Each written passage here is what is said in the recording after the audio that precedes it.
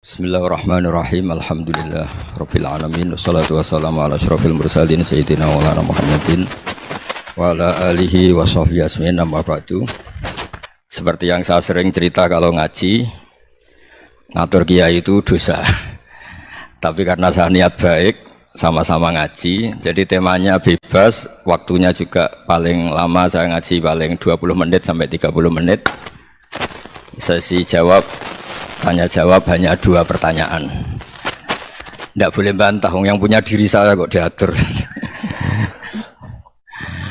Ini semakin lama Anda ngatur saya semakin dosa, karena ngatur orang itu tidak baik. Apalagi ngatur kiai itu tambah tidak baik lagi ini. Iya toh, misalnya saya ke Jakarta, nelpon Pak Martinus, Pak sini, ya belum mesti bisa. Jadi ya sama-sama nggak mesti bisa kan. Tapi monggo lah kita cerita-cerita Islam, cerita-cerita beragama yang rileks. Kita semua tadi seperti yang dikatakan Kak Densus pernah diswani Mas Sufyan Sauri, juga beliau pernah ngaji. Sebetulnya dalam banyak hal-hal yang keseharian itu lebih prinsip ketimbang ide kita tentang hal-hal besar. Saya beri contoh, Allah itu Tuhan yang Maha Kuasa, yang menguasai alam raya ini. Kadang-kadang menjelaskan dirinya itu hanya alladzi at'amahu min ju'. Saya ini Tuhan yang memberi makan kamu saat Anda lapar, saat kalian lapar. Jadi untuk beriman kepada Tuhan yang Maha Esa, kepada Allah, kamu yakin yang memberi makan kamu itu Tuhan. Apapun kecewanya Anda terhadap tetangga, terhadap negara, terhadap mertua, terhadap istri, itu kecewa Anda tidak akan mati. Tapi kalau tidak makan itu mati. Sehingga Allah mensifati dirinya kadang pakai keseharian. Alladzi at'amahu min ju'. Tuhan itu siapa? Yang memberi makan kamu ketika lapar. Tapi kamu untuk syukur itu nunggu punya istri cantik, neriman, gampang diatur, membolehkan poligami. Terus 4 istri itu neriman semua, loyal semua. Itu sombong betul. Mau syukur saja kok repotnya seperti itu. Jadi mau syukur ya ada makanan dimakan. Itu kalau ngantuk ya tidur. Ayatnya wa min ayatihi manamukum billaili wan nahar. Maksud ayat Allah itu tidur. Nah, keangkuhan-keangkuhan ini yang menjadikan kita itu jadi repot hidup. Wong untuk syukur kok nunggu tadi. Mertua baik, tetangga baik, istri baik. Apa saja di sekelilingnya harus baik. Nah, keinginan berlebihan ini menjadikan kita lupa ada hal-hal yang paling kita butuhkan, yaitu oksigen. Kita boleh nempat di buminya Allah. Alladzi ja'ala lakumul ardo firasya. Bumi kamu tempati enak. Coba kalau gempa. Apa artinya istri 4 cantik semua kalau pas digoyang apa? Gempa. Apa artinya kamu jabat? Entah apa saja jabatannya. Kalau bumi likuifaksi, habis kamu. Kiai meskipun dai kondang umatnya jutaan, kalau likuifaksi di panggung hancur. Tapi nikmat-nikmat yang disebut Allah seperti ini jarang kita kaji keseharian. Alladzi ja'ala lakumul ardo mahda. Allah itu yang menjadikan bumi dalulan, yang mudah diinjak. Famshu fi mana dia silahkan pakai jalan-jalan. Jadi saya termasuk benar-benar kiai Jawa. Kalau kerennya kiai Nusantara atau kiai Indonesia lah. Diajari bapak saya Kiai Haji Nur Salim, diajari Mbah Maimun. Itu Islam itu keseharian. Karena ketika Anda memilih hal-hal yang serius, itu tujuan utamanya nyari ridhonya Allah, dan ridhonya Allah bisa kamu dapatkan sesuatu yang pasti benar. Misalnya dalam sebuah hadis Sahih Muslim disebutkan, innallaha la yardha 'anil 'abdi idza akalal akla fayahmadahu 'alaiha aw yashraba syarba fayahmadahu 'alaiha. Itu redaksinya inna itu sesungguhnya, la yardha juga pakai lam taukid, juga maknanya sesungguhnya. Sungguh-sungguh Allah sangat ridho ketika seorang hamba itu makan ketika sesuap nasi dia muji Allah, ketika minum seteguk nasi dia muji Allah. Itu kalau orang diridhoni Allah itu wali betul. Itu untuk jadi wali itu gampang. Kamu makan ridho, kamu ninjak buminya Allah ridho, seneng, kamu hidup keseharian aman, seneng. Nah, ini supaya sampean kita semua ngaji betapa panduan Rasulullah untuk menggapai ridho Allah itu banyak yang keseharian sekali. Saking kesehariannya banyak dalam hadis dan itu sahih. Nabi menyebut hal-hal yang keseharian. Hatta ma tas'alu fi fimra'atika. Kamu punya uang, kemudian istri kamu bisa makan, itu ibadah. Bahkan sebagian ibadah itu dicontohkan Nabi yang akhirnya diprotes sahabat. Yaitu wa fi buti ahadikum sedekah. Kamu menggauli istri kamu itu ya sedekah. Sampai sahabat bilang, yang benar ya Rasulullah. Ayati ahaduna syahwatahu wa huwa lahu ajrun. Masa urusan biologis, urusan syahwat kemudian dia dapat pahala. Nabi menjawab, alai salawadu'aha fi haramin aka'ana alaihi wisrun. Bagaimana kalau dia meletakkan ke yang tidak benar, itu kan dosa. Nah, hal-hal seperti ini yang saya ingin teman-teman semua lah, semua. Saya juga agak ingin ngaji demi Anda juga agak ingin. Itu dosa sekali ngaji kok pesanan kelompok tertentu itu enggak boleh. Islam itu untuk semua, jadi ya cuma karena di depan saya jenengan ya seakan-akan jenengan korbannya. Itu ada ilmunya dalam usul fikih itu. Jadi orang itu harus ngaji usul fikih. Nama yang disebut, mungkin Mas Sufyan masih ingat zaman ngaji usul fikih. Nama yang disebut itu tidak jaminan sebagai prioritas perintah. Jadi misalnya gini, kebetulan yang di depan Nabi itu Abu Dzar. Nabi ya bilang, ya Abu Dzarin ini uhibbuka misalnya, atau ya Mu'ad ini uhibbuka, atau ya Abu Hurairah ini uhibbuka misalnya. Banyaklah riwayat yang Nabi nyebut ya Abu Dzarin, ya Mu'ad, ya Abu Hurairah. Kemudian misalnya Nabi meneruskan khitab, ini uhibbuka, saya mencintai kamu, fakul dubur sholatin, atau sebagian riwayat disebut fala tada'anna dubura kulli sholatin, Allahumma inni ala dzikrika wa syukrika wa husni ibadatik. Saya mencintai kamu, siapa saja, Mu'ad bisa, Abu Dzar bisa siapa.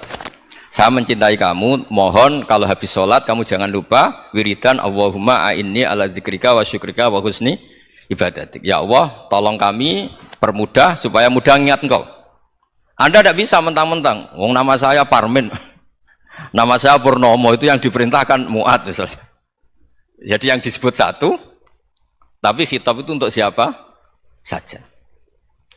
Saya teruskan ya. Jadi saya mohon semua kita melakukan kebaikan itu, kalau dalam kaidah fikih disebut al yakin la yuzalu bisyak. Banyak kebaikan yang kebenarannya itu 100%. Tidak punya efek samping ke pihak lain, ke kelompok lain, ke komunitas lain. Yaitu tadi misalnya Anda makan, dan itu murah sekali, hanya butuh satu piring. Setiap kunyahan kamu muji Allah, setiap minum kamu muji Allah. Itu redaksinya Rasulullah SAW disebut Allah sangat ridho ketika seorang hamba makan, kemudian dia memuji Allah, atau minum kemudian dia muji Allah. Logikanya gampang. Negara seperti ini yang kamu harapkan bentuknya kayak apa, mertua, ipar, komunitas, tetangga, itu nyata terjadi itu kan belum pasti. Sementara yang mesti terjadi adalah kamu butuh makan, kalau tidak mati. Butuh minum, kalau tidak mati. Butuh bumi yang nyaman ditempati, kalau tidak kita juga mati. Sebab itu Allah kalau menyebut nikmatnya itu hal-hal yang keseharian. Alladzi at'amahum min ju'. Allah itu siapa? Allah itu yang menciptakan kamu bisa makan. Tidak berlebihan. Allah itu yang menciptakan kondisi sosial itu ideal. Zaman Nabi itu ya ada orang munafik. Orang-orang pilihan Allah itu juga diuji orang sekelilingnya yang macam-macam. Semua diuji sesuai konteks zaman dan waktu. Nah, tapi ada ibadah-ibadah yang selalu disarankan Nabi. Sampai Nabi itu pernah ditanya, ayul Islam ya khairun ya Rasulullah, Islam terbaik itu gimana? Jawaban Nabi itu unik. It'amut to'am. Islam terbaik itu ya makan-makan, yang santai-santai. Ketika Allah menyebut beberapa kebaikan, falak tahamal aqobah wa ma adrokan apa? Mal aqobah. Terusannya apa? Fakku rokobah. Terusannya apa? Au it'amun fi yaumin di masghubah. Ya, atau acara makan-makan itu juga Islam. Kenapa? Ya bayangkan kalau tidak ada makanan, kita mati kan? Kondisi sosial tidak ideal itu Anda masih gak apa-apa. Tapi kalau Anda tidak makan, Anda tidak minum, kamu punya istri cerewet masih bisa hidup, punya mertua cerewet masih bisa hidup. Tapi kalau tidak makan bisa mati. Berarti penting mana istri sama makan? Penting mana? Makan. Semoga istri Anda dengar, nanti kamu disuruh makan tapi pulang deh. Itu kalau dibahasakan makan masih memahami. Penting mana nasi satu piring dengan istri. Nggak ada nasi mati, nggak ada istri belum mati. Penting mana? Gak berani jawab kan? Nah, ternyata Anda ada garang kan di depan istri. Jadi saya mohonlah, mungkin Mas Sufyan Sauri tadi yang bisa bantulah. Teman-teman tuh ngaji yang keseharian saja. Karena kita nyari ridha Allah itu berdasar firman Allah. Dan firman Allah itu menyebut keseharian itu riang, gampang. Itu tadi misalnya wa min ayatihi manamukum billaili wan nahar. Termasuk ayat-ayat Allah itu kamu tidur. Maka dulu itu ada guyonan, ada tokoh Mu'tazilah, kelompok dalam Islam yang berpikir manusia itu bisa menentukan ikhtiarnya sendiri. Karena saya bisa duduk, duduk, ingin berdiri, berdiri. Karena kelompok ini nggak terima kalau semua kehendak Allah, nanti bagaimana kalau semua kehendak Allah kok ada hisab ya, ada sanksi. Lucunya itu dia akhirnya ini cerita ya, mencintai seorang perempuan cantik sekali. Dan itu dia menjadi ahli sunnah itu oleh hal-hal yang sepele. Karena istrinya cantik, ya namanya suami istri itu hubungan intim. Terus ditanya, Mas masih ingin lagi? Masih. Silahkan diulang lagi. Wah ya tidak bisa. Katanya manusia bisa menentukan yang diinginkan. Itu tobat itu. Itu nggak bisa ditobatkan Mas Sufyan Ats-Tsauri. Orang cantik yang mudah nobatkan orang itu orang cantik. Segampang itu. Akhirnya kita tahu. Makanya kalau dalam kitab Hikam itu disebut al-aqil mayyakul madza yaf'alu wa hubi wal ghafil mayyakul madza af'al. Orang yang punya akal karena sadar ini wilayah Allah, semua milik Tuhan. Itu dia tiap hari berpikir, besok Allah akan melakukan apa terhadap dunia ini. Kamu merencanakan suatu mau plesir, ternyata gempa. Mau wisata ke Rusia, ternyata perang. Kamu tidak pernah tahu apa yang akan terjadi besok. Wa ma tadri nafsum madza taksibu ghadan. Tapi anda semua kita ini sering punya jadwal permanen. Makanya saya kalau diundang siapa saja, isane takdir. Yang jelas Gus ini acara penting. Ya masih acara penting nak pangeran ngersakno piye? Kok ape dadi pangeran? Kamu kok mau jadi Tuhan? Itu kadang ya kiai gitu. Penting Gus acara ini jenengan harus memastikan bisa. Loh kamu itu yang ngajarin tauhid, sesuatu itu biadillah kok bilang-bilang apa pasti. Kalau maksa terus tak tobatkan loh kamu kata saya itu. Ya kalau gitu Gus bilang insya Allah. Wah itu hati saya, fisik saya, roh saya sudah bilang insya Allah. Tidak usah kamu latih kata saya. Nah hal-hal tauhid keseharian itu gampang sebetulnya. Wal ghafil yaqulu madza af'al. Tapi orang yang lupa Allah dia setiap hari bilang besok apa? Kita bisa melakukan apa? Seakan-akan dia itu aktor, dia penting, dia subjek permanen, dia. Padahal kita ini hanya objek kehendak Allah Subhanahu wa taala. Karena kita yakin sesuatu yang terjadi di alam raya ini kita tidak bisa apa-apa. Makanya saya sering ngaji, sering bilang saya. Ketika Anda mensifati Allah, Dia yang menghidupkan. Sudah itu tanamkan sehingga ketika kita mati santai saja. Kenapa santai? Allah punya cara menghidupkan kita. Zaman kita hidup juga gak tahu caranya ngelola jantung, ngelola paru-paru. Kamu juga gak tahu ngelola oksigen yang tidak beracun, tidak ngandung polusi. Tahu-tahu hidup. Gak ingin tua ya tahu-tahu tua, gak ingin mati tahu-tahu mati. Selama ini kita hidup juga gak tahu apa sebetulnya. Hanya gaya tok, punya jadwal, punya planning. Kalau kamu bisa menentukan pilihan Anda, pasti Anda istrinya cantik, 4 neriman semua, qanaah semua. Nyatanya enggak kan? Ada 1 jelek, cerewet. Wah itu kan, nyatanya enggak bisa apa-apa Anda kan? Dan kamu bawa mati lagi. Nah, itu kan, istri Anda juga gitu, punya keinginan, punya suami yang ganteng, yang jabat, yang neriman, yang enggak poligami. Ya enggak kesampaian juga. Kalau kita ngitung tingkat kegagalan kita itu gagal terus. Ya kan? Nah, terus ingat Allah, madza yaf'alu wa hubi.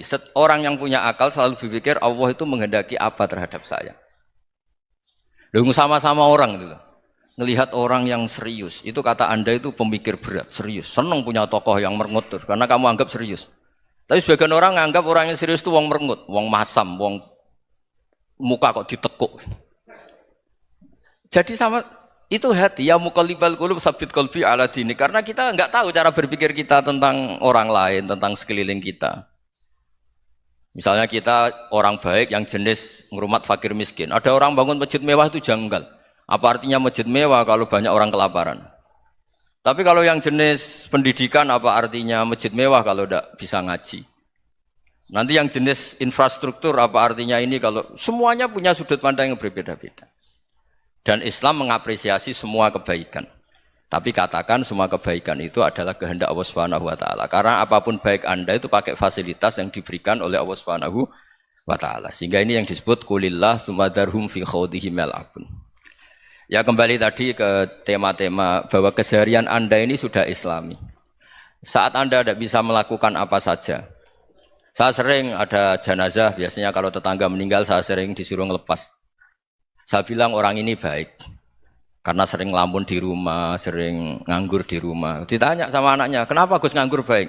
Ya kalau dia nganggur artinya juga enggak berbuat sesuatu yang maksiat kan? Ya kan? Orang nganggur di rumahnya ya tidak bunuh orang, tidak maling, tidak korupsi, ya namanya nganggur di rumah. Lah cuma istri cara pandang nganggur gak menghasilkan uang itu. Tapi juga gak menghasilkan kriminal kan? Jadi sebenarnya Islam itu makanya kalau sampai ngaji usul fikih itu ada kitab usul fikih namanya Lubul Usul, itu terkenal sekali di pesantren itu. Itu kalau ngapresiasi keseharian itu luar biasa. Izma min mubahin illa wa yatahaqqaqu bihi tarku haramimma. Karena keseharian yang mubah saat Anda lakukan itu ada kehebatan yang luar biasa, yaitu meninggalkan haram. Makanya dulu banyak orang-orang alim ketemu temannya itu guyon sampai semalaman. Itu biasanya yang semangat Islam itu kiai kok tidak tahajud, kiai kok tidak witir. Orang yang sedang mapan uangnya banyak, malam itu tidak kelayaban itu sudah luar biasa. Melawan nafsu supaya tidak maksiat itu sudah luar biasa. Supaya lupa guyon sama temannya semalaman sampai subuh. Gejolak-gejolokan ngenang zaman miskin, zaman kuliah gak jelas, zaman apa. Melihatnya jangan tarkut tahajud. Seperti ini meninggalkan tahajud, tapi meninggalnya ini talkul muharramat. Jadi kayak apa hebatnya? Sehingga Imam Ghazali punya riwayat yang agak unik. Hatta takuna ibadatu akhiri hadil ummah iku an-naum. Sehingga suatu saat ibadah terbaik umat ini itu tidur. Itu kan riwayat kontroversi. Ketika Imam Ghazali ditanya, kenapa iya? Kenapa kamu mulai keluar dari rumah itu sudah banyak maksiat? Melihat perempuan yang enggak mahram, melihat fenomena. Tapi kalau kamu tidur itu enggak melihat apa-apa. Tapi juga kamu jangan menganggap tidur itu ibadah betul. Saatnya melakukan fardu ain malah masih tidur. Tapi itu sudut pandang yang menjadikan kita Islam itu gampang. Jadi saat Anda tidak bisa aktivitas apa-apa, misalnya ada beberapa orang yang lumpuh. Lumpuh itu memang enggak bisa Jumatan, enggak bisa ibadah, tapi dia juga enggak bisa maksiat. Tidur itu memang Anda saat itu tidak bisa tahajud, tidak bisa witir, tapi saat itu ada zina, ada maling, tidak gosipkan orang, tidak bully orang, tidak menanamkan kebencian, tidak hasud. Sehingga tidur menurut Allah Ta'ala wa min ayatihi manamukum billaili apa? Wan-nahar. Karena di tidur itu selain ada unsur istirahat, jaga kestamina, juga ada unsur meninggalkan beberapa keburukan. Nah saya mohon ibadah yang keseharian ini kita jaga. Supaya kita semua baca ayat itu fasih. Fasih itu tertanam di hati. Allah itu siapa? Alladzi at'amahum min ju'i wa amanahum min khauf. Dan Allah kalau cerita di Quran itu anna sababnal ma'a sabba tsumma syaqqaqnal ardha wa syaqqa fa ambatna fiha habba wa inaba wa qadba wa zaituna wa nakhla wa hada'iqa hulba. Kamu tahu saya ini siapa kata Allah? Saya ini adalah Tuhan yang menurunkan air, kemudian ada tanaman banyak. Habba wa inaba wa qadba, ada zaitun, ada tin, kalau orang Jawa mungkin ada tela, ada padi, ada mangga, ada pisang. Sudah. Wa inaba wa zaituna wa nakhla wa hada'iqa hulba, ada perkebunan yang lebat. Tujuannya apa? Mata Allahkum, silahkan kamu pakai, kamu nikmati. Tapi karena kadang kita ini punya ide-ide besar. Tadi untuk syukur saja nunggu punya istri riman, rumah baik, tetangga baik, komunitas baik, semuanya baik baru syukur. Lama-lama nanti ada di surga, syukurnya nunggu surga paling kelas A. Itu sudah ada yang menghuni Rasulullah, kamu nggak boleh di situ. Masa untuk syukur saja? Repotnya Masya Allah. Jadi mohonlah Quran yang kalau Anda hafalkan juz sama itu kan ada ayat-ayat yang kayak tadi. Ya, fal yang dzuril insanu ila ta'ami. Coba lihat apa yang kamu makan ya? Dari mana? Dan untuk mempertahankan hidup kamu keseharian. Jadi jangan kira ibadah itu harus membentuk komunitas yang versi Anda. Ibadah itu harus hal yang mulu-mulu. Kesehariannya Anda alami. Loh ini saya tidak bikin-bikin. Saya ngaji bukan karena berdasar pesanan. Itu ayat yang saya baca kan betul ada ayatnya kan. Fal yang dzuril insanu ila ta'ami. Anna sababnal ma'a sabba tsumma syaqqaqnal arda syaqqa fa ambasna fiha habba wa inaba wa qadba wa zaituna wa nakhla wa hada'iqa ghulba. Terusannya apa? Mata'al lakum, silakan kamu nikmati. Mata itu silakan kamu nikmati.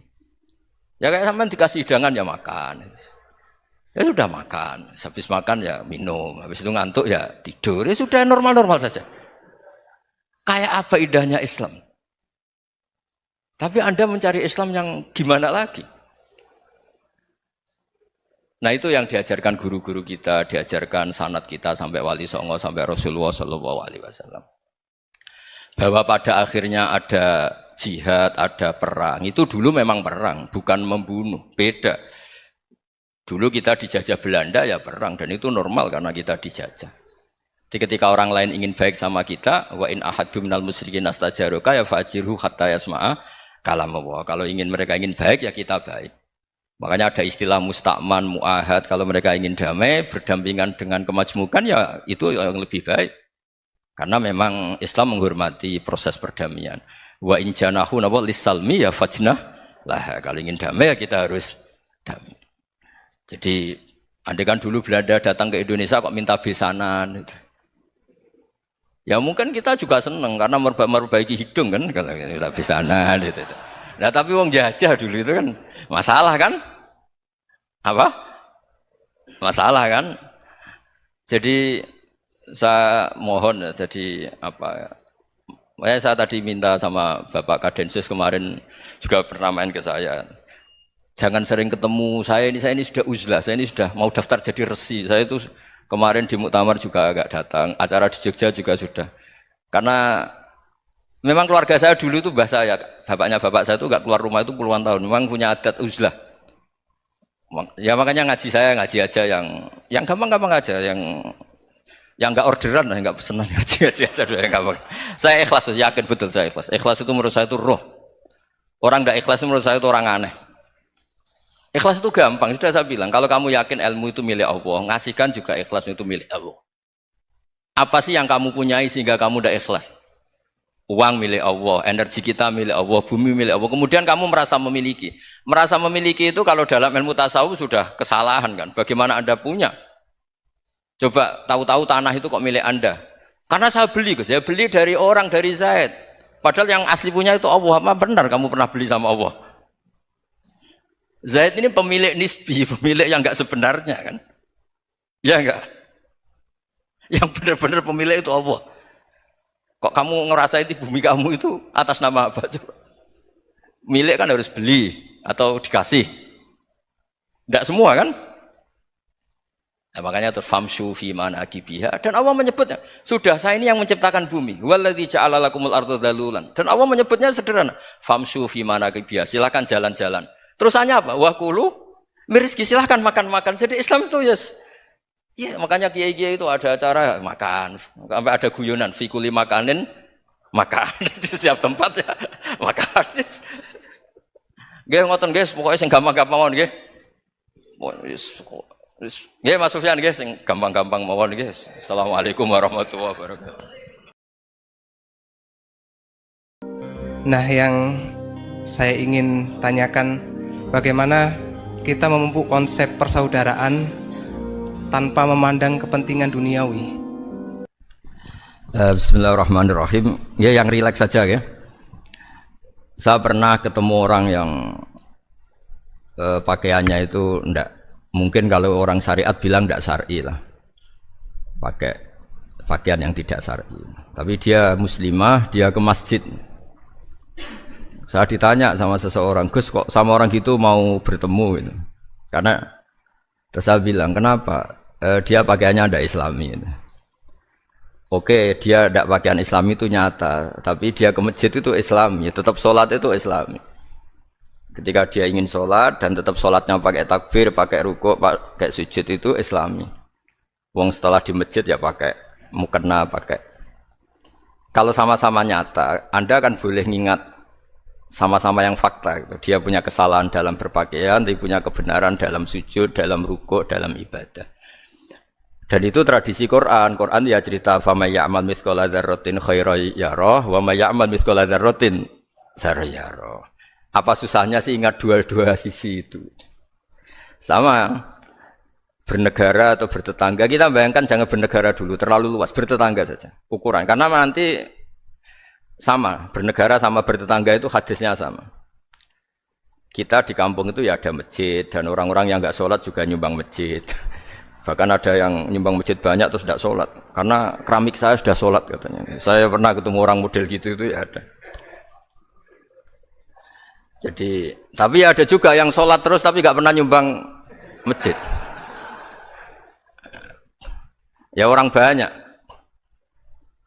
Intinya itu Allah itu punya tradisi, punya sunnatullah. Kebaikan ya dihitung, kejelekan juga dihitung. Dulu ketika Rasulullah SAW hidup bersama komunitas yang majmu', itu sebetulnya permintaannya Nabi jangan halangi kami saat mau beribadah. Dulu sampai perang karena mereka menghalangi. Sebenarnya problem mereka wa yasudduna an sabilillah, menghalangi. Sebenarnya kalau dulu saling toleransi ya enggak ada masalah. Artinya ketika Anda ingin sholat di Indonesia agak dihalangi, ingin pengajian enggak dihalangi, sebenarnya ini enggak ada masalah. Ya, soal ada kebaikan, ada keburukan ya mulai Nabi Adam sampai sekarang sampai kiamat. Itu cara pandang. Jadi cara pandang kita terhadap orang lain itu harus hal-hal yang nyata. Kalau kesalahan mereka nyata, kebaikan mereka juga nyata. Kenapa kita hanya ingat sisi yang jelek, tidak ingat sisi yang baik? Saya sering cerita ke santri-santri saya, setiap saya pengajian diundang orang di mana-mana itu saya mesti istighfar. Karena nggak ada pilihan. Saat saya datang ke pengajian di Sulawesi, misalnya saya tinggal ngaji di sini. Saat saya ngaji di sini, ninggal undangan yang di sana. Hidup itu tidak banyak pilihan, meninggalkan kebaikan, melakukan kebaikan. Artinya gini, dalam kebaikan saja ada kebaikan yang ditinggalkan. Apalagi dalam kejelekan. Makanya di sini ada pepatah terkenal dalam ilmu tasawuf tuh. Wastighfaruna yahtaju ilal istighfar. Saat Anda baik saja butuh istighfar. Bapak saya kalau guyon gini, Mas Sofyan. Ada imam istiqomah jadi imam masjid sampai tua sampai batuk-batuk. Itu bagus istiqomah. Tapi itu masalah kata Bapak. Akhirnya enggak kaderisasi katanya. Itu istiqomah apa enggak mau diganti orang lain katanya. Ada kiai dai di mana-mana. Itu mesti orang muji, "Oh, itu dai di mana-mana, laris enggak pernah di rumah." Pondoknya pasti bubar itu karena ditinggal. Jadi kebaikan seperti ada orang sering sowan kiai. Wah itu malah lebih masalah lagi kan. Kadang kiainya pas istirahat, yang disalamkan template uang jatah susu anaknya. Hari itu waya tagihan malah lari sowan kiai. Nah, harusnya di rumah ada berdoain tagihan listrik entah apa. Jadi makanya di hikam itu terkenal kata-kata manusia itu siapa? Manusia itu mangkanat mahasinuhu masawiya fakih falatakunu masawihi masawiya. Manusia itu orang ketika baik saja salah, apalagi pas salah. Coba saya misalnya pidato begini, di atas panggung saya orang alim pidato nasihati orang. Di saat yang sama seperti yang tanya Mas Wildan tadi ada agak sopannya. Di situ ada mungkin orang yang lebih sepuh timbang saya. Masa lebih muda kok di atas? Yang di bawah lebih tua. Ada agak sopannya. Mau enggak pidato disuruh, mau di atas disuruh, enggak sopan sama yang. Tapi misalnya yang paling sepuh pidato enggak pernah ngaji kok pidato terus gimana? Artinya ketika kita baik saja ada salahnya, apalagi pas salah. Sebab itu ajaran Rasulullah itu suruh berdoa Rabbana dzolamna anfusana. Sebelum minta itu merasa, ya Allah kita ini mendolimi diri kita sendiri. Karena dalam pilihan-pilihan itu pasti ada salahnya. Coba misalnya Anda bangun masjid habis 2 miliar. Yang harusnya 1 miliar sudah jadi. Terus nanti suatu saat ketemu Allah ditanya. Itu ada orang miskin, fakir miskin, yatim. Andai kan kamu sumbang 1 miliar itu sejahtera semua. Gara-gara kamu bangun masjid terlalu mewah. Ya tapi kadang-kadang orang kebaikannya itu orientasinya bangun masjid, gak tertarik nyumbang fakir. Saat itu cara berpikir gitu mau apa? Tapi kalau dia mau luhur manusia terbaik karena bangun masjid 2 miliar, coba diaudit secara kepentingan syar'i. Penting mana dengan ngasih makan fakir miskin? Penting mana dengan menikahkan janda misalnya? Penting mana dengan pendidikan? Apa artinya masjid mewah orang nggak tahu halal haram, nggak tahu najis, nggak tahu cara sesuci, nggak tahu cara adzan yang benar. Terus penting mana untuk beli kitab sama dipakai masjid? Apa artinya beli kitab apa tapi nggak makan? Penting mana makan sama beli kitab? Ada auditnya. Makanya manusia itu ketika baik pun disuruh istighfar. Apalagi ketika salah. Nah dengan perasaan seperti itu kebencian pada orang lain luluh karena potensi baik pada orang lain ternyata tinggi. Dan potensi salah ke kita juga tinggi. Nah dilatih gitu, jadi di Ihya itu ada kitab tawaduk. Kitab tawaduk itu dilatih, ketemu orang tua. Huwa aksaru ibadatan. Dia mesti ibadahnya lebih banyak karena lebih tua timbang saya. Pasti sholatnya lebih lama timbang saya. Ketika Anda sudah tua melihat anak-anak, huwa aqallu minni maksiatan. Mesti maksiatnya tidak banyak karena masih kecil. Terus ketika melihat orang fasik maksiat, la'allahu yatubu alaih fa innahu tawwabur rahim. Mungkin Allah memberi tobat, bisa saja. Umar itu ingin bunuh Nabi, tapi Allah memberi tobat. Yang sowan kiai saja tidak mesti dapat tobat. Umar ingin bunuh Nabi, tapi Allah memberi tobat. Akhirnya ya tobat jadi Islam yang baik. Dalam sejarah Wali Songo, Kalijogo sowan Sunan Bonang itu ingin garong, tapi malah jadi muridnya jadi wali. Kalau Allah sudah menghendaki tidak ada ya. Perang Uhud orang Islam kalah itu karena panglimanya siapa? Khalid bin Walid. Tapi dia malah yang dapat hidayah. Nah, sama orang yang sekarang Anda benci bisa saja Allah merencanakan ada apa? Hidayah di situ. Dan kita yang merasa benar jangan saja ada rencana Allah bikin kita su'ul khotimah, naudzubillah min dzalik, kan tidak pernah tahu. Nah, dari tidak pernah tahu itu orang diusahakan tawadhu. Wa ma adri ma yuf'alu bi wala bikum, kita tidak pernah tahu. Makanya meskipun saya ini kiai terus kata orang banyak itu ketok, kalau istighfar ya nangis betul ya. Coba kan nggak perlu di depan umum. Nanti ada penampilan kan ribet kan nanti. Sudah nangis nggak ikhlas, nggak mutu. Ya gitu ya. Yang Mas Wildan tadi apa pertanyaannya diulang? Selain masalah akhlak tadi. Tentang bagaimana cara kita bersaudara tanpa memandang kepentingan duniawi. Nah, ya makanya tadi saya bilang bernegara itu pakai hadis, misalnya Nabi pernah ngendikan kamu itu punya 3 tetangga. Yang satu punya 3 hak, yaitu dia tetangga kamu, dia seagama kamu, dia sesaudara kamu. Jadi ada 3 hubungan, seagama, sesaudara, dan tadi apa? Dia tetangga kamu, dia seagama dengan kamu, dia masih kerabat kamu. Terus ada tetangga yang punya 2 hak, yaitu dia tetanggamu, seagama dengan kamu, tapi tidak sekeluarga dengan kamu. Terus ada tetangga yang punya 1 hak, dia ada keluarga kamu, dia ada seagama dengan kamu, tapi tetap punya hak karena itu tetangga kamu. Dan itu kata Nabi, semuanya berhak kamu baikin, karena ada hakul jar. Makanya dulu doa ada bil kubri itu ceritanya sederhana. Ada seorang perempuan Yahudiyah, sowan Sayyidah Aisyah. Kalau sowan ya dikasih uang sama Sayyidah Aisyah. Padahal Yahudiyah. Ketika dikasih uang, terus si Yahudiyah tadi, semoga engkau diselamatkan dari siksa kubur. Zaman itu Sayyidah Aisyah belum dengar hadis tentang siksa kubur. Setelah Rasulullah datang, saya tadi diminta didoain, tidak saya terima karena saya enggak percaya. Terus Nabi ngendikan itu benar adanya siksa kubur. Ketika komunitas Yahudi di Madinah itu puasa Asyura, Nabi coba tanyakan mereka, kenapa puasa Asyura? Padahal orang Yahudi.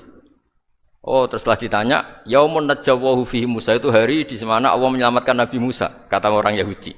Terus kata Rasulullah, nahnu ahaqqu bi Musa, saya juga berhak menghormati Musa. Kemudian Nabi puasa. Suatu saat lagi ada orang Yahudi datang, ya Rasulullah, ya Muhammad, manggilnya ya Abul Qasim karena orang Yahudi. Ya Abul Qasim, nanti nasib langit bumi ini di mana? Manusia yang sudah mati-mati di mana ketika bumi dihancurkan? Mayat-mayat yang sudah di kuburan di mana? Terus orang Yahudi tadi bilang, innallaha wadu'as samawati ala dzih wal aradina ala dzih. Soalnya Allah itu bisa saja mengelola langit bumi yang sudah hancur gini-gini. Nabi itu tertawa-tawa. Dalam sebuah riwayat disebut hatta badat nawajidu. Tertawanya Nabi itu lepas sampai giginya kelihatan. Kata rawinya tasdiqan liqaulil khabri, karena Nabi membenarkan orang Yahudi tadi. Jadi intinya dalam banyak hal itu ya dicari kesamaan. Makanya kalau interaksi dengan kelompok lain kata Nabi la tusaddiquhum wa la tukadzdibuhum. Kamu jangan mengiyakan juga jangan menolak. Kamu tolak jangan-jangan pas yang sama dengan ajaran kita. Kamu benarkan jangan-jangan yang tidak sama. Ya sudah, kalau enggak sependapat ya jangan ngambil sikap. Nah, itu juga yang dipraktikkan Rasulullah SAW. Nabi yaqumu lailatan yuraddidu hadil ayat. Nabi pernah sholat 1 rakaat hanya ngulang 1 ayat. Itu aja gak selesai. Yaitu ngulang-ngulang ayat. Fa'aqulu kama qalal abdus sholeh in tu'adzibhum fa innahum ibaduk wa in taghfir lahum fa innaka antal azizul hakim. Pun Gusti kula nyerah. Semua ini hamba jenengan, monggo jenengan napakno sing duwe jenengan. Intinya itu ini wilayah jenengan, ndak wilayah saya. Nah, kadang-kadang kita sebagai manusia itu jumawa seakan-akan itu wilayah kita. Kita nyiksa terserah kita, mengampuni ya terserah kita. Padahal tidak milik kita. Dunia ini milik Allah Subhanahu wa taala. Makanya yang terakhir saya ijazahkan ijazah bapak. Bapak saya itu orang hafal Quran, alim tapi lucu, senengannya guyon. Kalau ngajarkan saya tauhid, tasawuf itu gampang. Hak, kamu punya tetangga, punya Innova. Terus kamu berpikir, kamu miskin berpikir.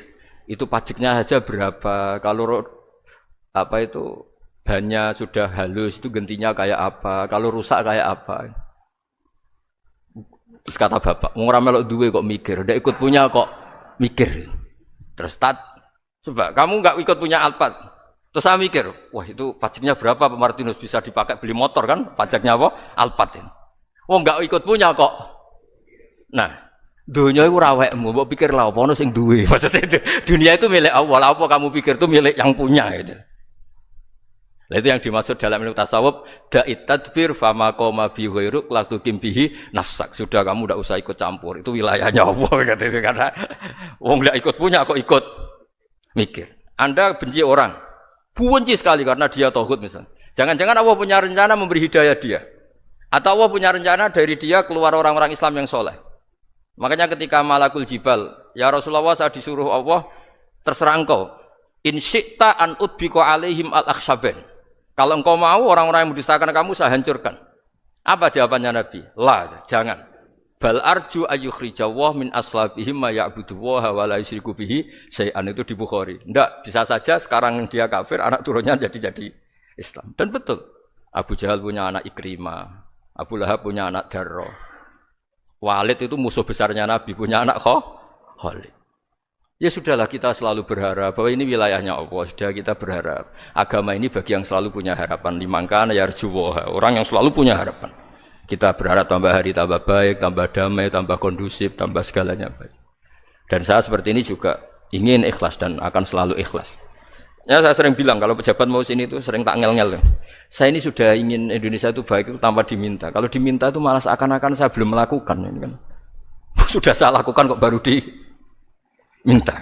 Karena ini wilayah kita semua, artinya ingin baik itu keinginan kita semua. Status kita. Kata Sayyid Zabidi dalam kitab Ithaf, keinginan baik itu syakhsiyatuk wa haqiqatuk. Itu kamu sekali. Manusia itu kan kata Allah Ta'ala, saya pertama menciptakan manusia itu khunafa, orang yang berkeinginan baik. Baru digoda setan terus macam-macam. Jadi keinginan baik itu hakikatuk wa syakhsiyatuk. Itu kamu sekali. Ingin baik itu kamu sekali. Itu status kamu katanya. Makanya orang preman kayak apa, mabuk kayak apa, ada orang kecelakaan, pikiran pertama itu nolong. Itu yang normal. Soal ada kasus, pikiran pertama ngambil HP-nya itu 0,0 sekian persen. Jadi pikiran pertama mesti nolong itu. Karena itu syakhsiyatuk wa hakikatuk.